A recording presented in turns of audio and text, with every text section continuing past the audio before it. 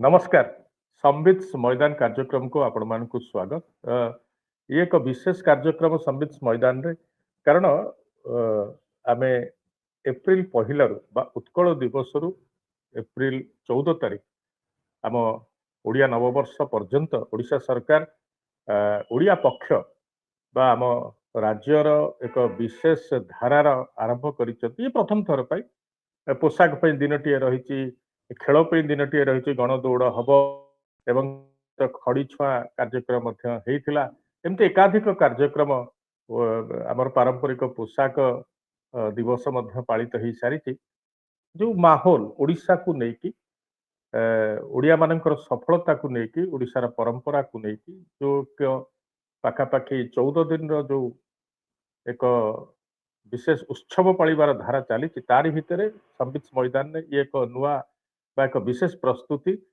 ओडिया खेलाड़ी मानकर कथा जो माने चमकी विश्व स्तर रे जो माने लिजेंड केवल ओडिशार नुहंती भारत रे मध्य लिजेंड हेइचंती जो ओडिया खेलाड़ी माने सेमानक कथा नबा एवं वर्तमान स्थिति कौन एवं आमे कौन सतरे स्पोर्टिंग पावर बा क्रीड़ा शक्ति हो पारिचे तारि उपरे आलोचना करिबा मो सहित जोड़ी होइचंती जने अत्यंत गुणी क्रीड़ा मनस्क मनीष तांको विश्वविद्यालय समय रे जने भल हॉकी खिलाड़ी थिले एवं परवर्ती समय ओडिशा क्रीड़ा और युव सेवा विभाग रे जोगदे वरिष्ठ पदवी रे अलंकृत हेबा परे अवसर नहीं तांको मु सब बेले पूर्वतन वरिष्ठ क्रीड़ा प्रशासक हिसाब से कही थाए आज मध्य संबोधन सेया करी से होचंते अशोक महांती जे पूर्वतन वरिष्ठ क्रीड़ा प्रशासक एवं अशोक महांती भावरे तांको ना किंतु ओडिशार क्रीड़ा महल रे ओडिशार खेल मानक महल रे ओडिया सांबादिक मानक महल रे अशोक सार नहले डुलू भाई ये हूँ संबोधन अधिक से भल पाती डुलू भाई डाकिले ये एक एकतार वार्ता एक एकाठी कला भली लगे अशोक बाबू एवं डुलू भाई आपन स्वागत करते कार्यक्रम को जी अशोक मान से नमस्कार नमस्कार अशोक बाबू ये जो गोटे विशेष कथा जेतु ओडिशा सरकार ओडिया पक्ष पालुचंती तारि भितर आपण मु कथा होचे तो ओडिया खेलाड़ी जो माने जदि आम स्वतंत्र ओडिशा प्रदेश गठन 1936 रु नहीं 2025 पर्यंत देखिबा जो ग्रेटेस्ट सबुठार बड़ ओडिया खेलाड़ी बा ओडिशार खेलाड़ी प्रथमे आपनकर कहा ना आसे मन को निर्द्वंद्व कह जाई पारे जे प्रथम ना आसीबो निश्चय पद्मश्री दिलीप त्रिकिंकर एवं ता परे परे जदि आमे भाबिबा देवाशीष महांती शिव सुंदर दास मु भावुची यही तीन जन होउचंती जो खिलाड़ी से माने भारत को अंतर्जातीय स्तर रे पहुंचेबारे प्रमुख भूमिका ग्रहण करिसंती आउ दिलीप तिर्की तो निश्चित भाव में सर्वश्रेष्ठ क्रीड़ाविद गत 5-6 दशंधि ओडिशा बाहरी से निसंदेह कहुई पारे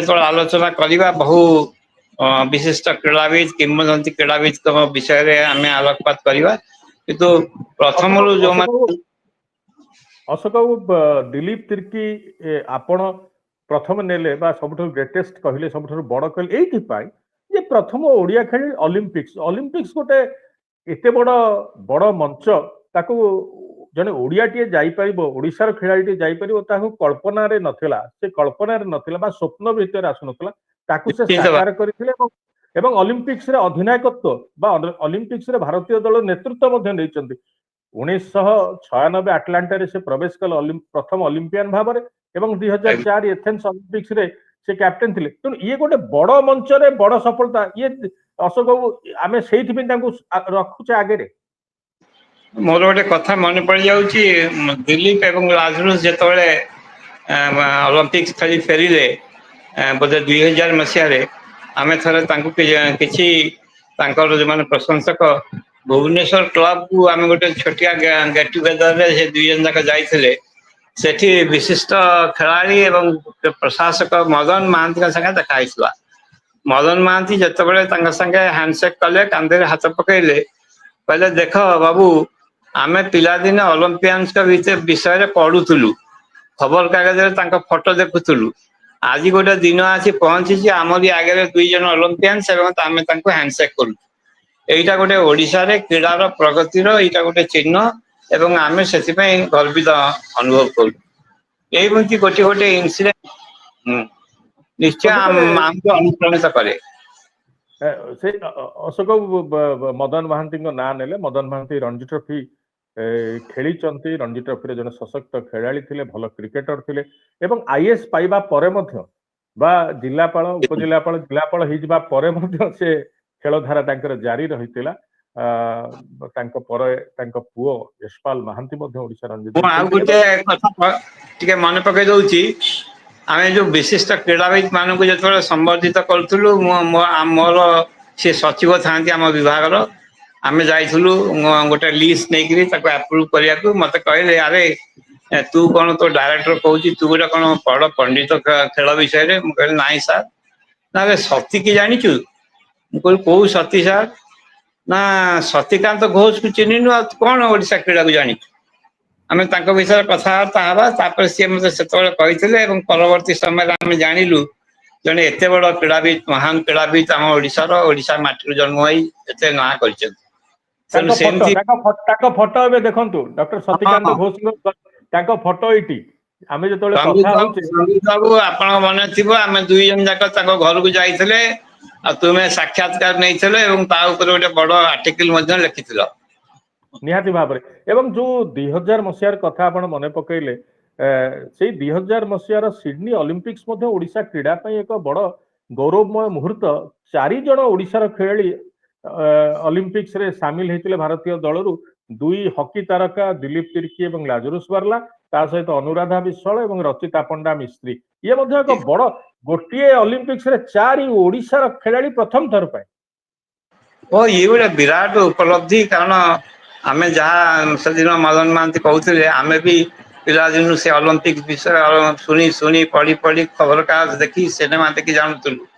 କିନ୍ତୁ ଆମ ରାଜ୍ୟର ନିଜ ଭିତ୍ତିଭୂମିରୁ ମାନେ ହୋମ ଗ୍ରାଉଣ୍ଡ ଟ୍ୟାଲେଣ୍ଟ 4 ଜଣ ଯାଇକିରି ଭାରତକୁ ପ୍ରତିନିଧିତ୍ୱ କରିବା, ଏହାର ଗୋଟେ ଓଡିଶା କ୍ରୀଡା ପାଇଁ ଗୋଟେ ସବୁଠାରୁ ବଡ ଉପଲବ୍ଧି ଥିଲା ନିଶ୍ଚିତ ଭାବେ। ଅଶୋକ ବାବୁ, ଯଦି ଫେରିବା ଆମେ ପରେ ପରେ ଆସ୍ତେ ଆସ୍ତେ ପାଦକୁ ପାଦ ଆଗକୁ ଆସିବା, ପ୍ରଥମ ଷ୍ଟାର, ପ୍ରଥମ ପଦକ ଓଡିଶା ପାଇଁ ଆନ୍ତର୍ଜାତିକ ସ୍ତରରୁ ଆଣିବା, ତାହା ପୁଣି ସ୍ୱର୍ଣ୍ଣ ପଦକ ବଚ୍ଚନ ସାହବ। ये one of the greatest legend, ओडिशार प्रथम लीजेंड।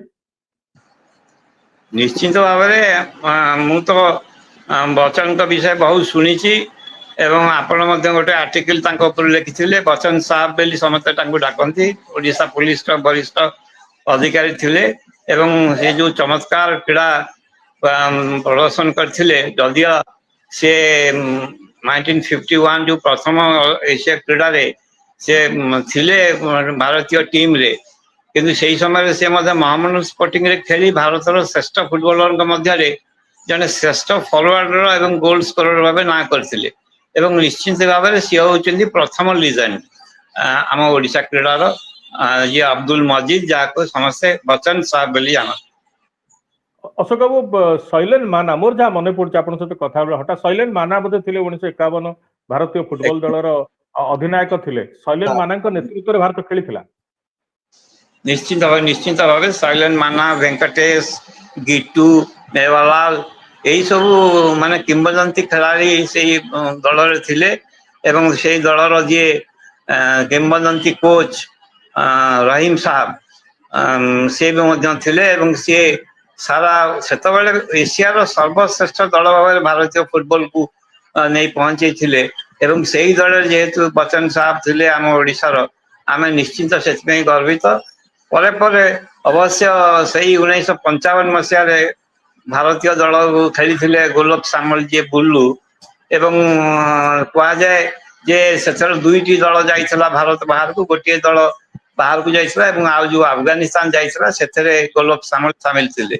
ମୁଁ ଗୋଲକ ସାମଲଙ୍କୁ ଦ୍ୱିତୀୟ ସର୍ବଶ୍ରେଷ୍ଠ କିମ୍ବଦନ୍ତୀ କ୍ରୀଡ଼ାବିତ ଭାବେ ଗଣିବି, କାରଣ ସିଏ ଦୀର୍ଘ 16-17 ବର୍ଷ ଧରି ସେ ଆଥଲେଟିକ୍ସରେ ଓଡ଼ିଶାର ଚାମ୍ପିୟନ ହଉଥିଲେ ଏବଂ ଫୁଟବଲରେ ମଧ୍ୟ ପ୍ରତିନିଧିତ୍ୱ କରିତ ଓଡ଼ିଶାକୁ ସନ୍ତୋଷ ରଖିଲେ।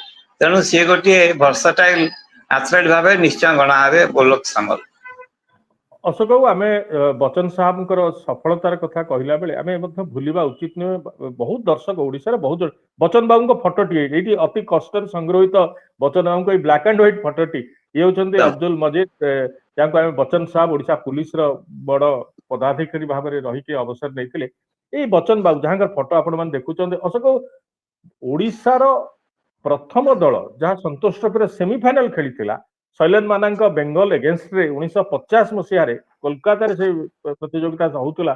ସେଇ ଦଳରେ ସାମିଲ ଥିଲେ 1950ରେ ମହମଡନ ସ୍ପୋର୍ଟିଂରୁ ଖେଳୁଥିଲେ ସେତେବେଳେ। ଏବଂ ସେଇ 1950ରେ ପ୍ରଥମ ଥର ପାଇଁ ଓଡିଶାର ସନ୍ତୋଷ ଟ୍ରଫି ଦଳ ଯାଇଥିଲା ସେମିଫାଇନାଲ ଖେଳିବାକୁ। ଏବଂ ସେଇଥିରୁ ସେଇ ପ୍ରଦର୍ଶନ ଆଧାରରେ କୁହାଯାଏ ଯେ ବଚ୍ଚନ ବାବୁଙ୍କୁ 51 ମସିହାର ପ୍ରଥମ ଏସିଆନ ଗେମ୍ସ ପାଇଁ ବଛା ଯାଇଥିଲା। ନିଶ୍ଚିତ ପ୍ରଥମ ଭାବେ ସେମିଫାଇନାଲ ନବା ଇଏ ଗୋଟେ ମଧ୍ୟ ବଡ ସଫଳତା ଆମର। ଏକଦମ ନିଶ୍ଚିତ ଭାବେ ତାପରେ ପରେ ବୋଧେ ଦୁଇଥର ଆମେ ସେମିଫାଇନାଲକୁ ଯାଇଛୁ ଏବଂ ସେଥିରେ ନିଶ୍ଚୟ ଆସିବ ଭାରତର ଯିଏ ଓଡ଼ିଶାର ଯିଏ ଏକମାତ୍ର ଖେଳାଳି ବିଶ୍ୱକପ୍ ପର୍ଯ୍ୟାୟ ଖେଳିଛନ୍ତି ବିଶ୍ୱକପ୍ ଫୁଟବଲର ଆର୍.ପି. ସିଂ। ତାଙ୍କ ଅଧୀନରେ ଅଧିନାୟକତ୍ୱରେ ଆମେ ସେମିଫାଇନାଲ ଯାଇଥିଲୁ। ତାଙ୍କ ବାପାଙ୍କ ଅଧିନାୟକତ୍ୱରେ ମଧ୍ୟ 67 ଆମେ ସେମିଫାଇନାଲ ଯାଇଥିଲୁ। ତେଣୁ ଯୋଉ ପ୍ରଥମ ସେମିଫାଇନାଲ ଆମେ ଓଡିଶା ଦଳ ଯାଇଥିଲା 50 ମସିହାରେ ଯାହା ଆପଣ କହିଲେ, ସେଥିରେ ବଚ୍ଚନଙ୍କର ଯାଦୁ ସାରା ଭାରତ ବର୍ଷ ଦେଖିବାକୁ ପାଇଥିଲେ ଏବଂ ସେଥିପାଇଁ ରାଜ୍ୟ ଫୁଟବଲ ଦଳ ନିଶ୍ଚିତ ଭାବେ ଗର୍ବିତ ଅନୁଭବ କରେ। ଦ୍ୱିତୀୟ ସେମିଫାଇନାଲ 1967 ଦେବସିଂ, ଯିଏକି ନିକଟରେ ତାଙ୍କର ମହାପ୍ରୟାଣ ଘଟିଛି। ଆର୍.ପି. ସିଂ ବା ରାଜେନ୍ଦ୍ର ପ୍ରସାଦ ସିଂଙ୍କ ବାପା, ସିଏ ଥିଲେ ଅଧିନାୟକ 1967ରେ ଯେତେବେଳେ ଓଡିଶା ଦ୍ୱିତୀୟ ଥର ସେମିଫାଇନାଲକୁ ଯାଇଥିଲା। ଏବଂ ଶେଷ ଥର ପାଇଁ ଓଡିଶା ସେମିଫାଇନାଲକୁ ଯାଇଥିଲା ସନ୍ତୋଷରେ 1994 ମସିହାରେ କଟକରେ ସେ ପ୍ରତିଯୋଗିତା ହଉଥିଲା। ମୋର ସୌଭାଗ୍ୟ ଥିଲା ସେ ସେମିଫାଇନାଲ ମ୍ୟାଚ ମୁଁ କଭର କରିଛି ଏବଂ ରାଜେନ୍ଦ୍ର ପ୍ରସାଦ ସିଂ ଥିଲେ ସେ ଦଳ ଅଧିନାୟକ। କିନ୍ତୁ ଡୁଲୁ ଭାଇ, ଆପଣଙ୍କର ଅତ୍ୟନ୍ତ ପ୍ରିୟ ଆଉ ଜଣେ ଖେଳାଳିଙ୍କୁ ଆପଣ ଭୁଲି ଯାଉଛନ୍ତି ବା ଏପର୍ଯ୍ୟନ୍ତ ମନେ ପକେଇ ନାହାନ୍ତି। ପ୍ରଥମ ଏସିଆନ ଗେମ୍ସରେ ସାମିଲ ଥିବା 10,000 ମିଟର ଦୌଡ଼ର ଶେଖ ଗୁଲଜାର, ସେ ଚାଚା ଭାବରେ ଆପଣ ସମ୍ବୋଧନ କରନ୍ତି। ଆମେ ସମସ୍ତେ, ମୁଁ ମଧ୍ୟ ବହୁବାର ତାଙ୍କ ଘରକୁ ଯାଇଛି। ଚାଚା ଶେଖ ଗୁଲଜାର, ଆଙ୍କୁ ଛାଡି ହବନି। ନିଶ୍ଚିତ ଭାବରେ ଶେଖ ଗୁଲଜାର ତ ହଉଛନ୍ତି ଆମର ସବୁ ପରବର୍ତ୍ତୀ ପର୍ଯ୍ୟାୟର ଯୋଉ ସବୁ ଭଲ ଜାତୀୟ ଆନ୍ତର୍ଜାତୀୟ ଆଥଲେଟ୍ ବାହାରିଛନ୍ତି ତାଙ୍କର ପ୍ରେରଣାର ଉତ୍ସ ହଉଛନ୍ତି ଗୁଲଜାର। ଏକଦମ ଲିମିଟେଡ ଫ୍ୟାସିଲିଟିଜ, କୌଣସି ପ୍ରକାର ସୁବିଧା ସୁଯୋଗ ନାହିଁ। ଛିଣ୍ଡା ଜୋତା ପିନ୍ଧିକିରି ସିଏ ତାଙ୍କର ନିଷ୍ଠା ପାଇଁ ଯୋଉ କରିଥିଲେ, ଯୋଉ କଟକରେ ହେଇଥିଲା ଜାତୀୟ ପୁଲିସ କ୍ରୀଡା, ସେଥିରେ ସେ 10,000 5,000 ମିଟରରେ ପ୍ରଥମ ସ୍ଥାନ ଅଧିକାର କରି ତାପରେ 50 ମସିହାରେ ହେଇଥିଲା ଏବଂ ତାପରେ 51 ମସିହା ଏସିଆନକୁ ଯାଇଥିଲେ ଏବଂ ଚତୁର୍ଥ ସ୍ଥାନ ରହିଥିଲେ ବୋଲି ଆମେ ଯାହା ଫିଡବ୍ୟାକ୍ ପାଇଛୁ। ଏବଂ ସିଏ ଜଣେ ଗୋଟେ ଗୋଟେ ଶତାବ୍ଦୀରେ ଏମିତି ଜଣେ ଜଣେ ଟ୍ୟାଲେଣ୍ଟେଡ ବାହାରନ୍ତି କ୍ରୀଡ଼ାବିତ। ନିଶ୍ଚିତ ଭାବେ ସେ ଜଣେ ଆମର ଆଗ ଧାଡିର କିମ୍ବଦନ୍ତୀ କ୍ରୀଡ଼ାବିତ ଶେଖ ଗୁଲଜାର। ଦର୍ଶକ ବନ୍ଧୁ, ଅଶୋକ ବାବୁ ଜାଣିଛନ୍ତି, ଖାଲି ଆପଣ ମାନଙ୍କୁ ଟିକେ କହିଦେବା ପାଇଁ ଚାହିଁବି ଯେ ସେ ଗୁଲଜାର ବା ସେ ଯୋଉ 1951 ମସିହାର ପ୍ରଥମ ଏସିଆନ ଗେମ୍ସ ନୂଆଦିଲ୍ଲୀରେ ଅନୁଷ୍ଠିତ ହୋଇଥିଲା, ଭାରତୀୟ ଖେଳାଳି ମାନେ ସେ ସମୟରେ ଯାଇଥିଲେ ପଣ୍ଡିତ ଜବାହରଲାଲ ନେହେରୁ ଆମର ତତ୍କାଳୀନ ପ୍ରଧାନମନ୍ତ୍ରୀଙ୍କୁ ଭେଟିବା ପାଇଁ। ଯେତେବେଳେ ଗୁଲଜାର ସାରଙ୍କର ବା ଗୁଲଜାର ସାହେବ ବା ଚାଚା ଗୁଲଜାର ଚାଚାଙ୍କର ଯେତେବେଳେ ସମୟ ଆସିଲା, ଯେତେବେଳେ ପ୍ରଧାନମନ୍ତ୍ରୀଙ୍କ ସହିତ ହାତ ମିଳିଲା ବେଳେ ପ୍ରଧାନମନ୍ତ୍ରୀ ତାଙ୍କ ଆଡୁ ପଚାରିଲେ कौन सा इवेंट, से कहले 10,000 मीटर। आ प्रधानमंत्री तुरंत तांको कहते पंडित नेहरू जे आप देश का इज्जत करो, देश आपका इज्जत करेगा। अर्थात तुम्हें मेडल आण, आमे तुमर एकदम ख्याल रखिबु। ये एकदम कथाटा हमକୁ ସବୁବେଳେ ସେ କୁହନ୍ତି। एकदम एकदम एकदम ସେଇଟା ମୋର ବି ଆର୍ଟିକିଲରେ ମୁଁ ଲେଖିଛି, ଆପଣ ବି ସେ ଆର୍ଟିକିଲରେ ଲେଖିଛନ୍ତି। ଏଇ ଯୋଉ ଛୋଟିଆ ସେଣ୍ଟେନ୍ସଟି, ଏହାର କେତେ ଇମ୍ପୋର୍ଟାଣ୍ଟ ସେଣ୍ଟେନ୍ସ ଏବଂ ସେଟା କେତେ ଇନ୍ସପାୟାର କରିବ କ୍ରୀଡ଼ାବିତ ମାନଙ୍କୁ, ନିଃସନ୍ଦେହରେ କୁହାଯାଇପାରେ। ଗୁଲଜାର ଜଣେ ଶ୍ରେଷ୍ଠତମ କ୍ରୀଡ଼ାବିତ ରାଜ୍ୟରୁ ଯେତେ ଆମର ବାହାରିଛନ୍ତି ଏବଂ ପ୍ରଥମ ପଥ ପ୍ରଦର୍ଶକ ସିଏ ଆଥଲେଟିକ୍ସର। ତାପରେ ଯଦି ଆମେ ନେବା, ଆପଣ ତାଙ୍କ ନାଁ ମଧ୍ୟ ନେଇ ସାରିଛନ୍ତି ଇତିମଧ୍ୟରେ, ଅଶୋକ ବାବୁ, ଡକ୍ଟର ସତୀକାନ୍ତ ଘୋଷ 1955 ମାନିଲା ଏସିଆନ୍ ଗେମ୍ସରେ ସାମିଲ ଥିଲେ ଏବଂ ସେ ସମୟରେ ଡୁଲୁ ଭାଇ ବା ଅଶୋକ ବାବୁ ସେ ସମୟରେ ମାନେ 50 ଦଶକ ସମୟରେ ଓଡ଼ିଶାରୁ ଜଣେ ଦ୍ରୁତତମ 100-200 ମିଟର୍ସରେ ବାହାରିବା ଇଏ ବଡ଼ ଆଶ୍ଚର୍ଯ୍ୟ କରେ। କଟକର ପିଲା ଯୁବ ଅବସ୍ଥାରେ କ୍ରୀଡ଼ାପ୍ରେମୀ ତାଙ୍କ ଫଟୋ ଆମେ ବର୍ତ୍ତମାନ ଦେଖୁଛେ, ଇଏ ଡକ୍ଟର ଘୋଷଙ୍କ ଫଟୋ, ଇଏ ବଡ଼ ଆଶ୍ଚର୍ଯ୍ୟଜନକ। ସେ ତାପରେ ଯେ ପାଟନାରେ ମେଡିକାଲ କଲେଜରେ ପଢିଲେ, ସେଠୁ ମଧ୍ୟ ଖେଳିଲେ, ଭଲ ଫୁଟବଲର ଥିଲେ। ମତେ ସେ ଅନେକ ଥର କହିଛନ୍ତି ଭଲ ୟୁନିଭର୍ସିଟି ଫୁଟବଲର ଖେଳିଛନ୍ତି। ମଧ୍ୟ ୟୁନିଭର୍ସିଟି ଖେଳିଛନ୍ତି ଏବଂ ମେଡିକାଲ କଲେଜ ପାଟନା ମେଡିକାଲ କଲେଜରୁ ମଧ୍ୟ ସେ ପ୍ରତିନିଧିତ୍ୱ କରିଛନ୍ତି ସର୍ବଭାରତୀୟ ସ୍ତରରେ। ଇଏ ଗୋଟେ ଅଦ୍ଭୁତ ଆଥଲେଟ ଏବଂ ସେ ଯୋଉ 100 ମିଟର ଯୋଉ ରିଲେ ରେସରେ ଭାରତୀୟ ଦଳ ଚତୁର୍ଥ ହେଇଥିଲା ମାନିଲାରେ, ଅଳ୍ପକେ ପଦକରୁ ସେ ବଞ୍ଚିତ ହେଇଥିଲେ। ହଁ, ସେ ମୁଁ ବହୁତ ସମୟରେ ତାଙ୍କ ବିଷୟ କଥାବାର୍ତ୍ତା ବେଳେ ଆମେ ତ ଦୁଇ ଜଣ ଯାକ ମିଶିଛେ ତାଙ୍କ ସଙ୍ଗେ।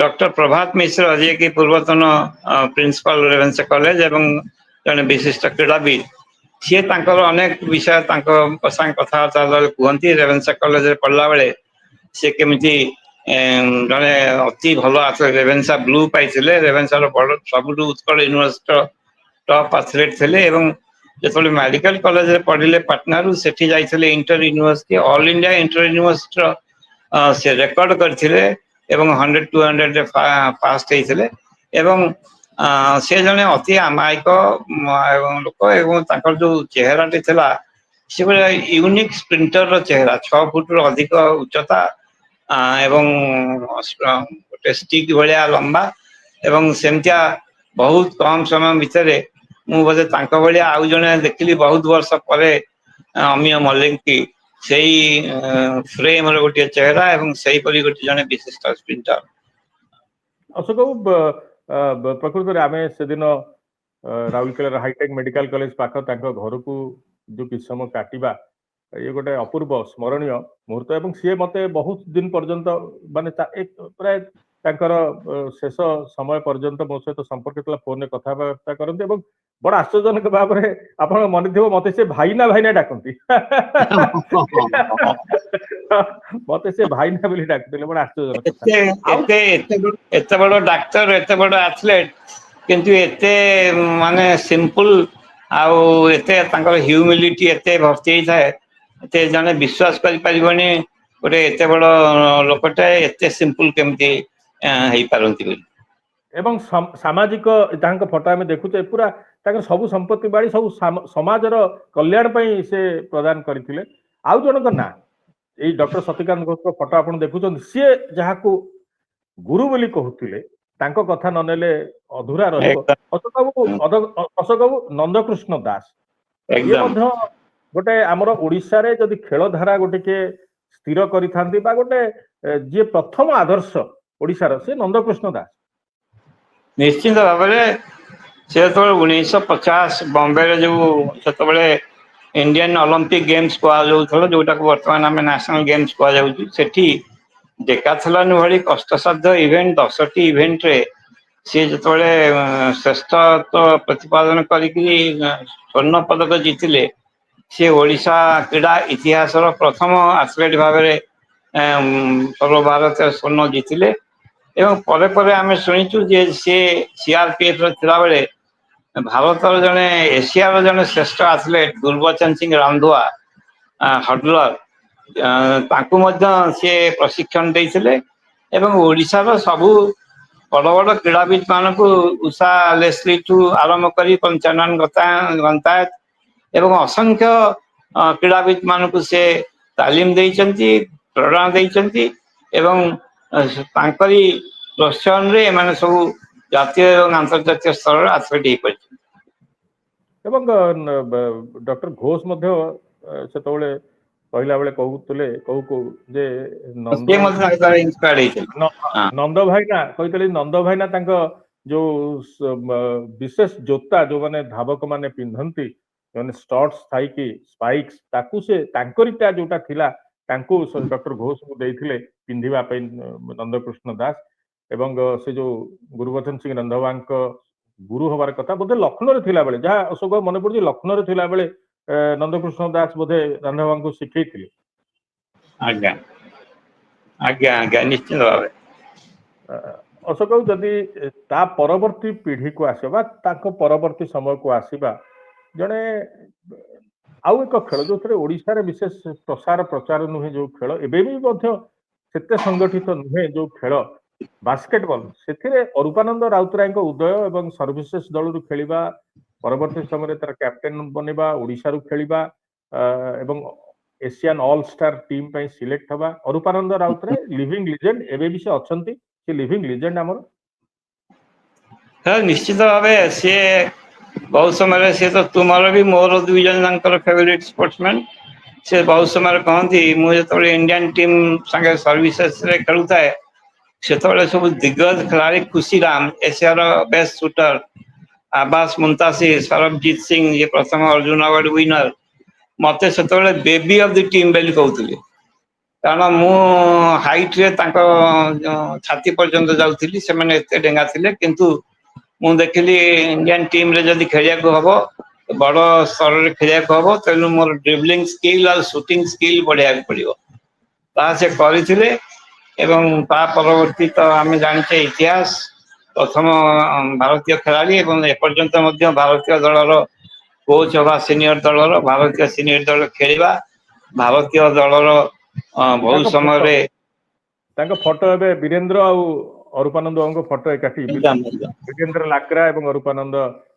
ରାଉତରାୟ ଦୁଇ ଜଣଙ୍କ ଫଟୋ ଆପଣ ମାନେ ଦେଖୁଛନ୍ତି କୁହନ୍ତୁ ଆପଣ କଥା ଜାରି ରଖନ୍ତୁ ଆଜ୍ଞା ନାଇଁ ସେ ବିଷୟ କହୁଥିଲି ସିଏ ବହୁ ବର୍ଷ ଧରି ଭାରତୀୟ ଦଳର ସିଲେକ୍ଟର ହିସାବରେ ଭୂମିକା ରହିଛି ପ୍ରଥମ ଏସିଆନ୍ 82 ଏସିଆନ୍ ଗେମ୍ସରେ ଟେକ୍ନିକାଲ ଟିମ୍ର ସେ ଜଣେ ସଦସ୍ୟ ଥିଲେ ଏବଂ ବହୁତ ବର୍ଷ ଧରି ସେ ପ୍ରାୟ 25-26 ବର୍ଷ ଧରି ଓଡ଼ିଶା ଏବଂ ସର୍ଭିସେସକୁ ରିପ୍ରେଜେଣ୍ଟ କରିଛନ୍ତି ଏବଂ ରାଉରକେଲା ଷ୍ଟିଲ୍ ପ୍ଲାଣ୍ଟ ଯେତେବେଳେ ଓଡ଼ିଶାର ଶ୍ରେଷ୍ଠ ଦଳ ଥିଲା ତାଙ୍କରି ପ୍ରଶିକ୍ଷଣରେ ସେ ପରିଣତ ବୟସରେ ତାଙ୍କୁ 40 ବର୍ଷ ହେଲା ପର୍ଯ୍ୟନ୍ତ ମଧ୍ୟ ସେ ଖେଳନ୍ତି ଯେତେବେଳେ ଆମର ଯୋଉ ଭୁବନେଶ୍ୱରର ଓଡ଼ିଶାର ଖେଳାଳି ମାନେ ବିଶେଷ ହେରିକା ସବୁ କୁହନ୍ତି ସାର୍ ଆସିବେ ରାଉରକେଲା ଷ୍ଟିଲ୍ ପ୍ଲାଣ୍ଟ ଭୁବନେଶ୍ୱରଠୁ ହାରୁଥିବ ସାର୍ ଆସିବେ 10 ମିନିଟ୍ ପାଇଁ ଖେଳିଦେବେ ଏବଂ ଆମକୁ ଯୋଉ ଛଡେଇ ନେବେ ଟ୍ରଫି ଛଡେଇ ନେବେ ତ ଏଇଭଳିଆ ଖେଳାଳି ଥିଲେ ଅରୂପାନନ୍ଦ ରାଉତରାୟ ଅଶୋକ ଆଥଲେଟିକ୍ସକୁ ଯଦି ଆସିବା ବାସ୍କେଟବଲରୁ ହଟିକି ଆଥଲେଟିକ୍ସକୁ ଆସିବା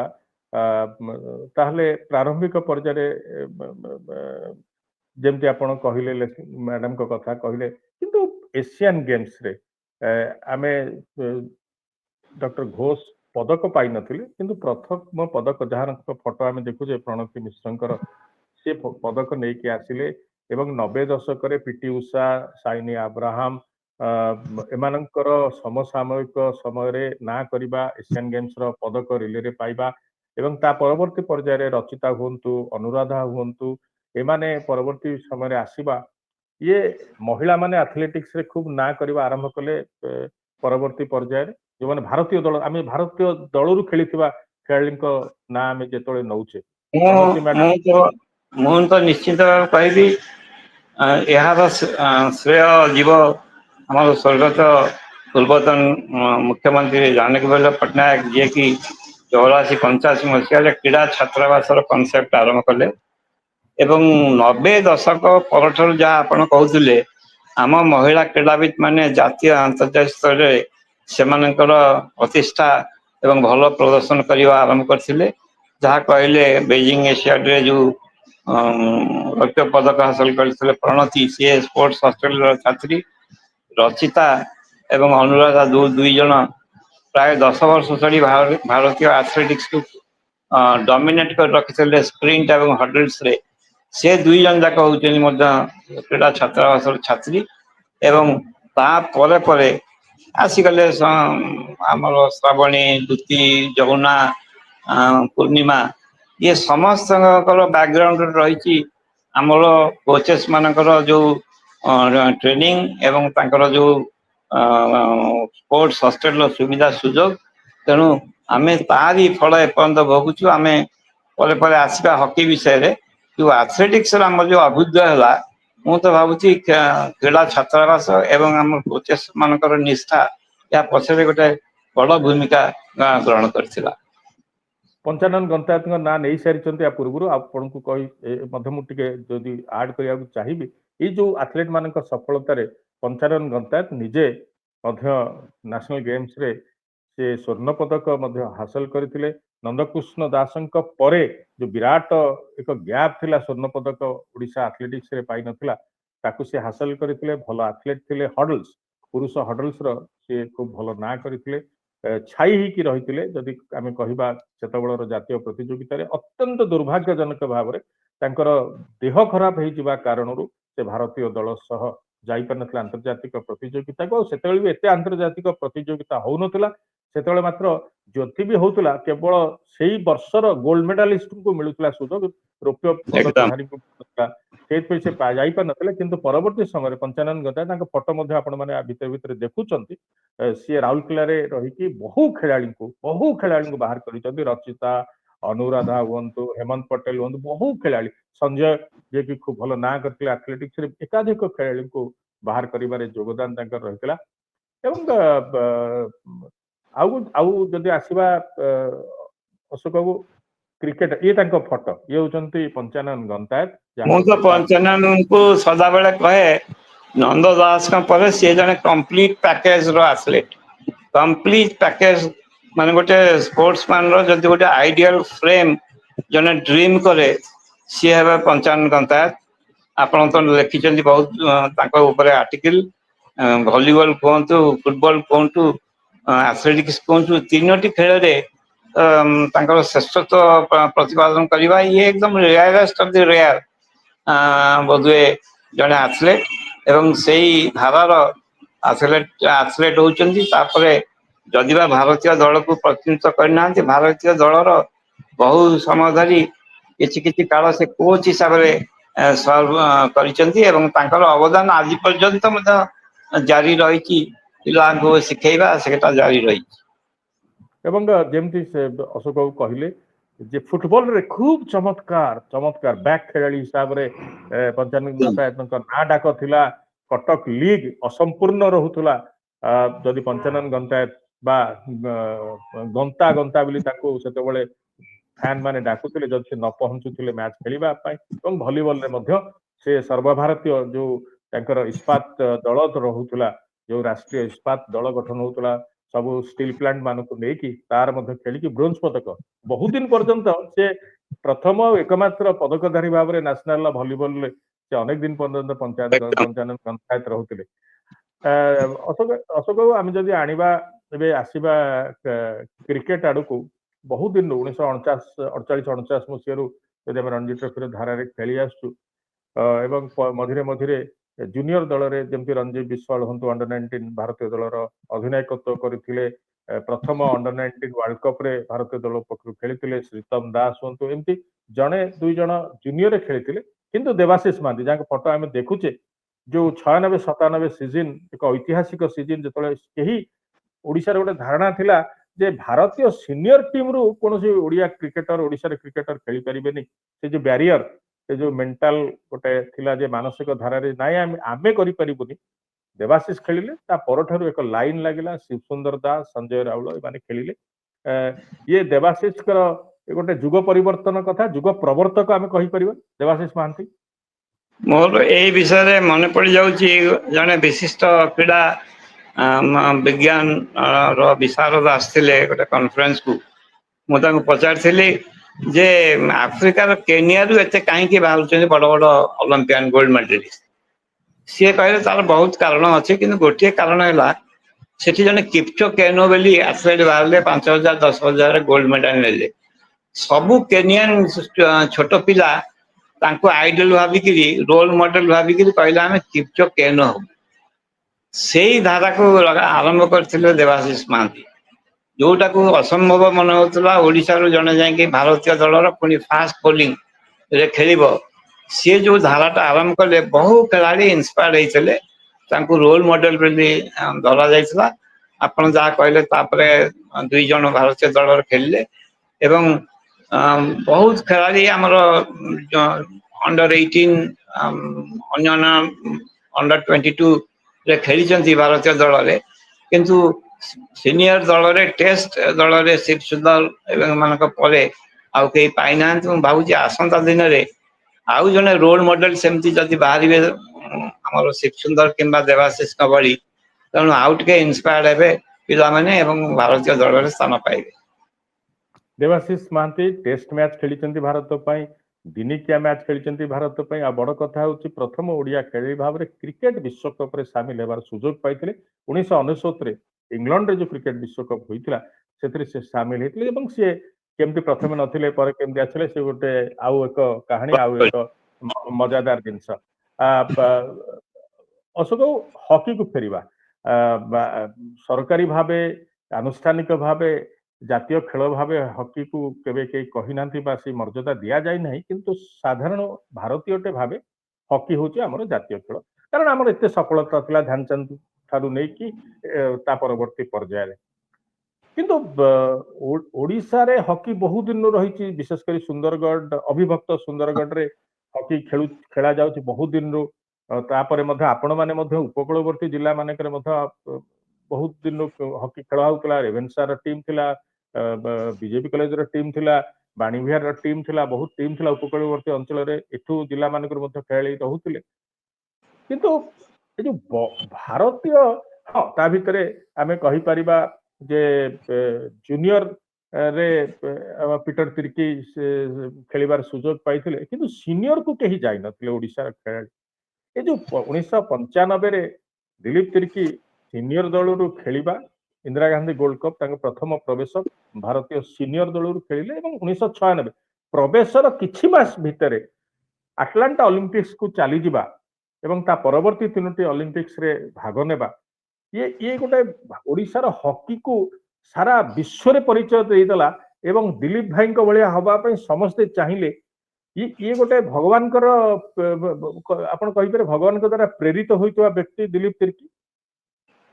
ନିଶ୍ଚିତ ଭାବରେ ଆମେ ପଢିଛୁ ଯେ ଧ୍ୟାନଚାନ୍ଦଙ୍କ ବିଷୟରେ କୁହାଯାଏ ଯେ ଜଣେ ତୁଳିକା ଯିଏ ମୂର୍ତ୍ତି ତିଆରି କରନ୍ତି, ସେ ଗୋଟେ ମୂର୍ତ୍ତି ତିଆରି କରିଦେଲେ ଏବଂ ତାପରେ ସେ ଛାଞ୍ଚଟା ଭାଙ୍ଗିଗଲା, ଆଉ ସେ ମୂର୍ତ୍ତିର ଦ୍ୱିତୀୟ ମୂର୍ତ୍ତି ହେଇପାରିଲାନି।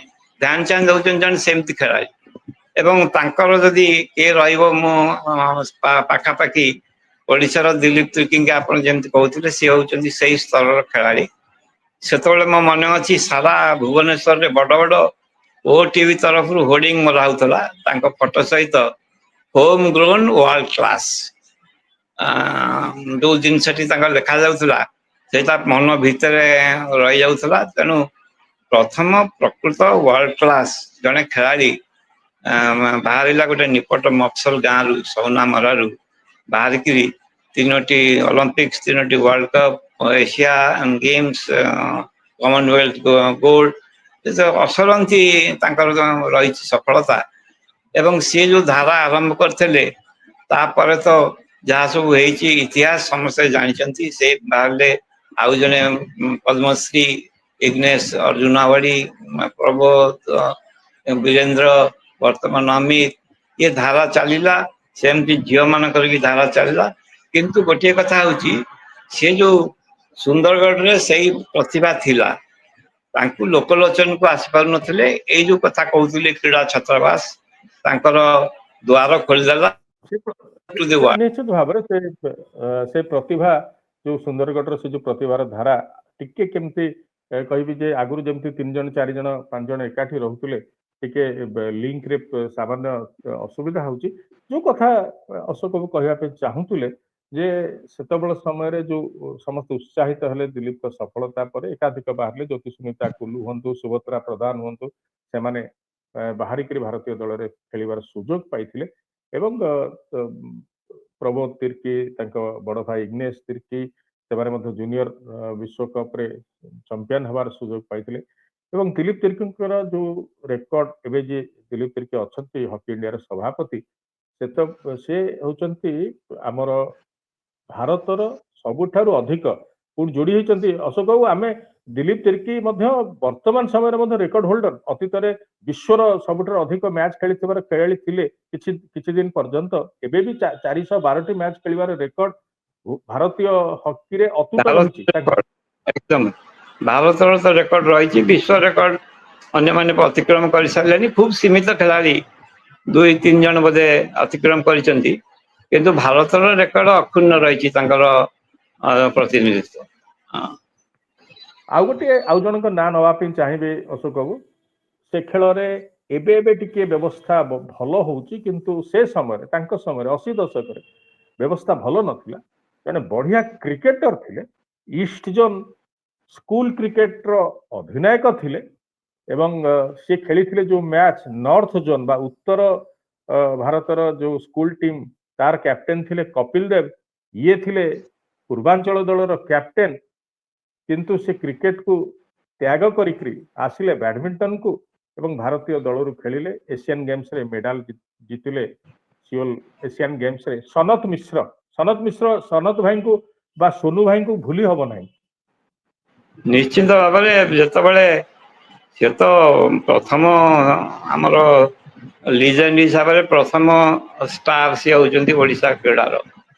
କାରଣ ଏମାନେ ଯେତେବେଳେ ଭଲ କରୁଥିଲେ, ବଚ୍ଚନ ସାହେବ ଫୁଟବଲରେ ବା ଅନ୍ୟମାନେ, ସେମାନଙ୍କର ପବ୍ଲିସିଟି ନଥିଲା, ଲୋକ ଜାଣୁନଥିଲେ। ତେଣୁ ଇଏ ଗୋଟେ ୱାର୍ଲଡ ଗେମ୍ ବା ୱାର୍ଲଡ ଷ୍ଟାଣ୍ଡାର୍ଡରେ ସନତଙ୍କର ଯୋଉ ରାଇଜ ହେଇଥିଲା ଏବଂ ସମସ୍ତେ ଜାଣିଛନ୍ତି 86 ଏସିଆନ୍ ଗେମ୍ସରେ ଯୋଉ ପଦକ ଜିତିଥିଲେ, ସିଏ ତ ଗୋଟେ ଐତିହାସିକ ଘଟଣା ଓଡ଼ିଶା ସ୍ପୋର୍ଟସ ପ୍ରତି। ସିଏ କିନ୍ତୁ ସେ ଗୋଟେ ଭଗବାନ ଦତ୍ତ ପ୍ରତିଭା ନିଶ୍ଚୟ। ଆମେ ମଧ୍ୟ ତାଙ୍କୁ ମରଣୋତ୍ତର ବିଜୁ ପଟ୍ଟନାୟକ ସମ୍ମାନରେ ସମ୍ମାନିତ କରିଛୁ ଏବଂ ସେ ଯଦି ଆଉ ଟିକେ କମିଟମେଣ୍ଟ ଥାନ୍ତା ଏବଂ ଆଉ ଟିକେ କଣ୍ଟିନ୍ୟୁ କରିଥାନ୍ତେ, ସେଇ ସମୟର ସେ ସବୁ ଭାରତୀୟ ଖେଳାଳିଙ୍କୁ ପରାସ୍ତ କରିଥିଲେ। ଖାଲି ସିଙ୍ଗିଲ୍ସରେ ବୋଧେ ପ୍ରକାଶ ପାଦୁକନକୁ ଏବେ ହରେଇଛନ୍ତି କି ନା ମୁଁ ଜାଣିନି, କିନ୍ତୁ ସବୁ ଖେଳାଳିଙ୍କୁ ହରେଇଥିଲେ ଏବଂ ଡବଲ୍ସରେ ତ ଅନଡିଫିଟେଡ୍ ଥିଲେ ଲାରି ଡିସାଙ୍କ ସହିତ। ତେଣୁ ସିଏ ଜଣେ ଅଦ୍ଭୁତ ପ୍ରତିଭାର ଅଧିକାରୀ ନିଶ୍ଚିତ ଭାବେ ସନତ ଓଡ଼ିଶା କ୍ରୀଡ଼ାର। ଅଲ୍ ଇଂଲଣ୍ଡରେ ଖେଳିବାର ସୁଯୋଗ ପାଇଥିଲେ ଏବଂ ଲେରି ଡିସାଙ୍କ ସହିତ ଏକାଧିକ ସଂଖ୍ୟାଧିକ ଜାତୀୟ ଟାଇଟଲ, ଚମ୍ପିଆନ ଟାଇଟଲ ଏବଂ ମଧୁମିତା ବିଷ୍ଟଙ୍କ ସହିତ ମିଶିକି ମଧ୍ୟ ମିକ୍ସ ଡବଲ୍ସରେ ମଧ୍ୟ ସୋନୁ ଭାଇଙ୍କର ମଧ୍ୟ ଅନେକ ସଫଳତା ଥିଲା। ଏ ସବୁ ଭିତରେ ଫୁଟବଲ ଯଦି କହିବା, ଯେମିତି ରାଜେନ୍ଦ୍ର ପ୍ରସାଦ ସିଂ, ଦେବ ସିଂ ଏବଂ ଯେମିତି ଆମେ କହିଲେ ଯେ ବଚ୍ଚନ ସାହେବ କି ବୁଲୁ ଭାଇଙ୍କ ନାଁ ଆପଣ କହୁଥିଲେ, ଗୋଲକ ସାମଲ, ତା ପରବର୍ତ୍ତୀ ପର୍ଯ୍ୟାୟରେ ରାଜେନ୍ଦ୍ର ପ୍ରସାଦ ସିଂ। କିନ୍ତୁ ମହିଳା ଫୁଟବଲ ଓଡ଼ିଶାର କିଛି ନଥିଲା। ଆପଣ ଜାଣିଛନ୍ତି ଆଦ୍ୟ ଅବସ୍ଥା ଓଡ଼ିଶା ଦଳ ଗଲା ବିଜୁ ପଟ୍ଟନାୟକଙ୍କ ନିର୍ଦ୍ଦେଶ କ୍ରମେ ଖେଳିବା ପାଇଁ ହାଫଲଙ୍ଗ ଆସାମ ଯାଇଥିଲା ଖେଳିବା ପାଇଁ ଜାତୀୟ ଫେଡେରେସନଙ୍କ ପ୍ରତିଯୋଗିତାରେ। 50 ଗୋଲ, ମାନେ ମିଶିକିରି 2-3ଟି ମ୍ୟାଚରେ 50ରୁ ଅଧିକ ଗୋଲ ଓଡ଼ିଶା ଖାଇକି ଆସିଥିଲା। କୌଣସି ଖେଳାଳି ଆସିଲେ ନାହିଁ ତା ପରବର୍ତ୍ତୀ ଅଭ୍ୟାସ ପାଇଁ, କିନ୍ତୁ ଜଣେ ଖେଳାଳି ଆସିଲେ ଅଭ୍ୟାସ କରିବା ପାଇଁ। ପରବର୍ତ୍ତୀ ସମୟରେ ସେ ଭାରତୀୟ ଦଳର କ୍ୟାପ୍ଟେନ୍ ହେଲେ। ବହୁଦିନ ପର୍ଯ୍ୟନ୍ତ ଅଧିକ ଗୋଲ ସ୍କୋର କରିବାର ରେକର୍ଡ ମଧ୍ୟ ତାଙ୍କ ନାଁରେ ଥିଲା। ବର୍ତ୍ତମାନ କୋଚ୍ ଭାବରେ ସାମିଲ ଅଛନ୍ତି ବା ଯୋଗଦାନ ଦଉଛନ୍ତି ଶ୍ରଦ୍ଧାଞ୍ଜଳି ସାମନ୍ତରାୟ। ସିଏ ମଧ୍ୟ ଆମ ଓଡ଼ିଶାର ଯୋଉ କ୍ରୀଡ଼ା ଇତିହାସରେ ଜଣେ ଆଗୁଆ ବ୍ୟକ୍ତିତ୍ୱ। ନିଶ୍ଚିନ୍ତ ଭାବରେ। କିନ୍ତୁ ଗୋଟିଏ ଯେମିତି ୱାନ୍ସ ସ୍ୱାଲୋ ଡଜନ୍ ମେକ୍ ସମର, ଗୋଟିଏ ସ୍ୱାଲୋ ଚଢ଼େଇ ଯଦି ଆସିବ, ଏଟା ଗ୍ରୀଷ୍ମ ଋତୁ ଆସେ ବୋଲି କୁହାଯାଏନି। ଗୋଟିଏ ଶ୍ରଦ୍ଧାଞ୍ଜଳି ଆସିଲେ ସେ ନିଶ୍ଚିନ୍ତ ଭାବରେ ଇନ୍ସପାୟାର କରିଛନ୍ତି। କିନ୍ତୁ ଭାରତୀୟ ଦଳରେ ଯେତେ ବର୍ଷ ଖେଳିଲେ, ସାଫକୁ ଚାମ୍ପିୟନ କରାଇଛନ୍ତି ଏକାଧିକ ବାର। କିନ୍ତୁ ଏସିଆ ସ୍ତରରେ ଆମର ପ୍ରଦର୍ଶନ ବହୁତ ନିମ୍ନ ସ୍ତର ରହିଛି। ଆଉ ଯଦି ଆମେ ଭାରତୀୟ ସ୍ତରରେ ସେଇଭଳି ଶ୍ରଦ୍ଧାଞ୍ଜଳିଙ୍କ ଭଳିଆ ଟ୍ୟାଲେଣ୍ଟେଡ ସ୍କିଲଫୁଲ ପ୍ଲେୟାର ବାହାରି ପାରନ୍ତେ, ତେଣେ ଭାରତୀୟ ଦଳ ବୋଧେ ଆଟଲିଷ୍ଟ ଏସିଆନ ସ୍ତରରେ ସେମାନଙ୍କର ପ୍ରଦର୍ଶନକୁ ଉନ୍ନତି କରିପାରିଥାନ୍ତା। କିନ୍ତୁ ସେ ଯାହା ହଉ, ଶ୍ରଦ୍ଧାଞ୍ଜଳିଙ୍କର ଯୋଉ କଣ୍ଟ୍ରିବ୍ୟୁସନ ରହିଛି ୱିମେନ ଫୁଟବଲ ଓଡ଼ିଶା ପାଇଁ, ଓଡ଼ିଶାରେ ବର୍ତ୍ତମାନ 4-5 ଜଣ ଖେଳାଳି ରେଗୁଲାରଲି ଭାରତୀୟ ଦଳରେ ରହିଛନ୍ତି। ସେ ଧାରା ଆରମ୍ଭ କରିଥିଲେ ଶ୍ରଦ୍ଧାଞ୍ଜଳି, ତାପରେ ସସ୍ମିତା ବି ଭାରତୀୟ ଦଳର କ୍ୟାପ୍ଟେନ ହେଲେ। ତାପରେ ପରେ ବହୁ ଖେଳାଳି ବାହାରୁଛନ୍ତି ଏବଂ ସେ ଧାରା ଆଜି ପର୍ଯ୍ୟନ୍ତ ରହିଛି। ଏବଂ ସେଥିରେ ଶ୍ରଦ୍ଧାଞ୍ଜଳିଙ୍କର ବହୁତ ବଡ଼ ଯୋଗଦାନ ଖେଳାଳି ହିସାବରେ, ମେଣ୍ଟର ହିସାବରେ ଏବଂ ପ୍ରଶିକ୍ଷକ ହିସାବରେ ଆଜି ପର୍ଯ୍ୟନ୍ତ ମଧ୍ୟ ରହିଛି। ଦର୍ଶକ ବନ୍ଧୁ, ପ୍ରାୟତଃ 25ରୁ 30 ମିନିଟ୍ ଭିତରେ କାର୍ଯ୍ୟକ୍ରମକୁ ମୁଁ ରଖିଥାଏ। 40 ମିନିଟ୍ ଛୁଇଁବାକୁ ଗଲାଣି। ଇଏ ଅସରନ୍ତି କଥା, ଅଶୋକ ମହାନ୍ତି ବା ଡୁଲୁ ଭାଇ ଆଉ ମୁଁ କଥା ହେଲେ ଇଏ ଅସରନ୍ତି କାହାଣୀ, ଏତେ ଲମ୍ବେ, ଏତେ ବାଟ ଯାଏ, ଏତେ ସମୟ ଯାଏ, ସିଏ ବଡ଼ ଦୁରୂହ ବ୍ୟାପାର। ଆମେ କିଛି ଖେଳାଳିଙ୍କ ବିଷୟରେ ଆଲୋଚନା କଲୁ। ଇଏ ଆଉ ଏକ ଅଧ୍ୟାୟ निहाती भाव ओडिशा क्रीडार इतिहास को लेकिन आउ थे करी। अशोक बाबू आपन को पुणी थे अनुरोध करी आम अनेक कथा एथिरे सामिल करि पारिने हाँ हम समयर स्वल्पता चेस समयर को स्वल्पता दृष्टि चेस रे आमे छाड़देले भॉलीबॉल छाड़देले मिनती मैडम का कथा छाड़देले हाँ नेक्स्ट नाଇଁ मिनती ନାଇଁ ନାଇଁ ନାଇଁ ମିନତି ନାଇଁ ମିନତି ମହାପାତ୍ରଙ୍କୁ ନବାକୁ ପଡିବ ସତରେ। ଦେଖନ୍ତୁ ଓଡିଶାର ଅଶୋକ ବାବୁ ପ୍ରଥମ ଅର୍ଜୁନ ପୁରସ୍କାର ବିଜେତା ସିଏ ପୁଣି एकदम ସାଇକ୍ଲିଂ ରେ ମହିଳାର ପ୍ରଥମ ଅର୍ଜୁନ ବିଜେତା ଏବଂ 80 ମସିହା 1980 ରେ ଅର୍ଜୁନ ପୁରସ୍କାର ତାପରେ ଅବଶ୍ୟ ବିଜୟ ବାବୁ ପାଇଲେ କିନ୍ତୁ ପ୍ରଥମ ଅର୍ଜୁନ ପୁରସ୍କାର ଯୋଉ एकदम ଖେଳାଳିଙ୍କ ପାଇଁ ଯୋଉ ସବୁଠୁ ବଡ ପୁରସ୍କାର ରହିଛି ଭାରତରେ ଯୋଉ ସେତେବେଳେ ଅବଶ୍ୟ ନଥିଲା ଖେଳରତ୍ନ ପୁରସ୍କାର ସର୍ବଶ୍ରେଷ୍ଠ ଥିଲା ଅର୍ଜୁନ ସେ ସମୟରେ ସେ ପ୍ରଥମ ଅର୍ଜୁନ ପୁରସ୍କାର ଓଡିଶାକୁ ଜିତେଇକି ଆଣିଥିଲେ ଏବଂ ଅଶୋକ ବାବୁ ଆପଣ ଭଲ ଭାବରେ ତାଙ୍କୁ ଜାଣନ୍ତି ଯେ ଓଡିଶାରେ ସାଇକ୍ଲିଂର ବିଶେଷ କିଛି ବ୍ୟବସ୍ଥା ନଥିଲା ଆଥଲେଟିକ୍ସ ରେ ସେ ବେଶ ନିପୁଣା ଥିଲେ एकदम ନ୍ୟାସନାଲ ଗେମ୍ସରେ କଟକରେ ଆଥଲେଟିକ୍ସକୁ ଯିବେ କି ସାଇକ୍ଲିଂ କୁ ଯିବେ ଏକା ସମୟରେ ଦିଟାକ ଇଭେଣ୍ଟ କିନ୍ତୁ ସେ ବାଛିଲେ एकदम ଟସ୍ ପକେଇକିରି ବାଛିଲେ ଯେ ସାଇକ୍ଲିଂ କୁ ଯିବେ ଏବଂ ପରବର୍ତ୍ତୀ ସମୟରେ ଅର୍ଜୁନ ପୁରସ୍କାର ଜିତିବା ଇଏ ଗୋଟେ ଭାରି ଇନ୍ସପାୟାର କଲା ଭଳିଆ ପ୍ରେରଣା ଦେଲା ଭଳିଆ କଥା ହଉଛି ମିନତି ମହାପାତ୍ରଙ୍କ ସଫଳତା। एकदम एकदम आम पिलादिने शुणीचु मार्क्स स्पीच जो किंबदंती स्विमर तांका माँ कहती जे सी 8-10 ତାଙ୍କ वर्ष बेले ଫଟୋ समुद्र ଅଶୋକ ମିନତି ମହାପାତ୍ରଙ୍କ ଫଟୋ ଦର୍ଶକ हाँ ମାନେ ଦେଖୁଛନ୍ତି मिनती ଆପଣ ଯେତେବେଳେ मिनती କହୁଛନ୍ତି बापा माँ कहती सी पिला बेले गोटे पुओ साइकेल नहीं जेमती बाहरी जाए एवं 10-15 किलोमीटर बुलिकी आसे आम भाबू ये के झील कौन चलाऊँगी तार फल सी पाइले एवं से खेल सी श्रेष्ठ हो पारे 5 थर नेशनल चैंपियन हो पारे अर्जुन अवार्ड पाई पारे।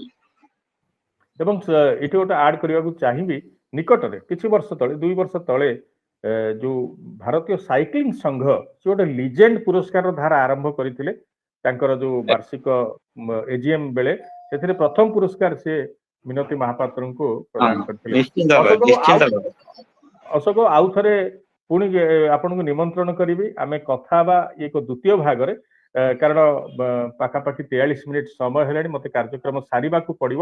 ଦର୍ଶକ ବନ୍ଧୁ ଇଏ ଥିଲେ ଅଶୋକ बहुत ମହାନ୍ତି ଆମେ धन्यवाद କଥା ହଉଥିଲେ नमस्कार। ନମସ୍କାର ଅଶୋକ ମହାନ୍ତିଙ୍କ ସହିତ କଥା ହଉଥିଲି ଏଇ ଯୋଉ ପକ୍ଷ ପାଳନ ବେଳେ ଓଡିଶାର କ୍ରୀଡା ଇତିହାସ ବାବଦରେ ଆମ ଲିଜେଣ୍ଡ ମାନଙ୍କ ବାବଦରେ କିନ୍ତୁ ଇଏ ଏତେ କମ ସମୟରେ ହବ ନାହିଁ ଆଉ କେତୋଟି ଏପିସୋଡ ଆବଶ୍ୟକ ସମୟ ସୁବିଧା ଦେଖି ଆଉ ଦ୍ୱିତୀୟ ଏପିସୋଡ ଆସିବ ଅଶୋକ ବାବୁ ରହିବେ ଆଉ କିଛି ମଧ୍ୟ ବିଶିଷ୍ଟ ବ୍ୟକ୍ତି ରହିବେ ସମ୍ବିତ ମଇଦାନ କୁ ଏଇଠି ରଖୁଛି ଏକ ବିଶେଷ ଅଧ୍ୟାୟ ଥିଲା ଓଡିଆ ପକ୍ଷ ପାଳନ ବେଳେ ଯେତେବେଳେ ଆମେ 1 ରୁ 14 ତାରିଖ ପର୍ଯ୍ୟନ୍ତ ବିଶେଷ ଉତ୍ସବ ପାଳନ କରୁଛେ କାର୍ଯ୍ୟକ୍ରମ ଏଇଠି ରଖୁଛି ନମସ୍କାର।